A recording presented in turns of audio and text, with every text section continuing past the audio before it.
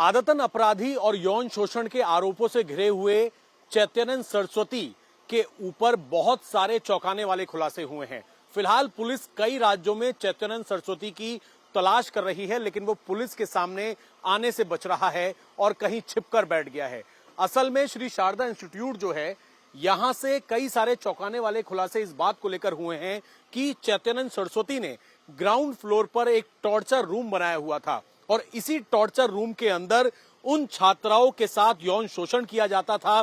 जिनको ये कभी मार्क्स काट लेने के नाम पर तो कभी एग्जामिनेशन में ना बैठने देने के नाम पर धमकाता था। ईडब्ल्यूएस कोटे की कई ऐसी छात्राएं हैं जिनके साथ यौन शोषण किया गया और उसके लिए बाकायदा ये भी खुलासा हुआ है कि इसी इंस्टीट्यूट की 2 महिलाएं जो कि मैनेजमेंट से जुड़ी हुई हैं, इसके साथ ही डीन, इन सबका रोल भी सामने आया है कि ईडब्ल्यूएस छात्राओं को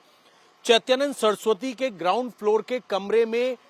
जबरदस्ती भेजा जाता था। साथ ही जब छात्राएं इस बात की शिकायत करती थी कि चैतन्य सरस्वती उनको पर्सनल नंबर पर मैसेज भेज रहा है, गलत टाइम पर अश्लील मैसेज भेज रहा है, उसके बावजूद उन छात्राओं से वो मैसेजेस डिलीट करवा दिए जाते थे। इस पूरे मामले के अंदर पुलिस न केवल चैतन्य सरस्वती की तलाश कर रही है, बल्कि चैतन्य सरस्वती के साथ ही इसी इंस्टीट्यूट में जिन छात्राओं ने 2 महिला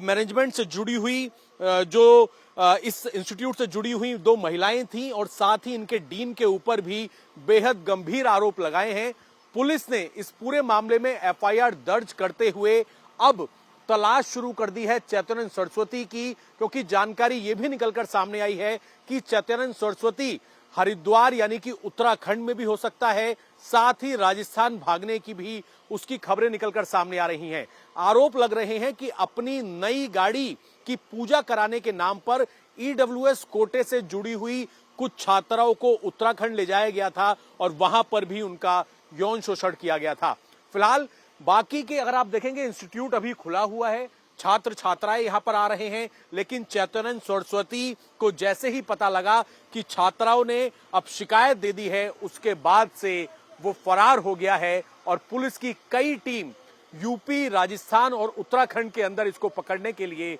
छापेमारी कर रही हैं। कैमरामैन दिनेश जवांगन के साथ अभय पराशर, इंडिया टीवी, दिल्ली।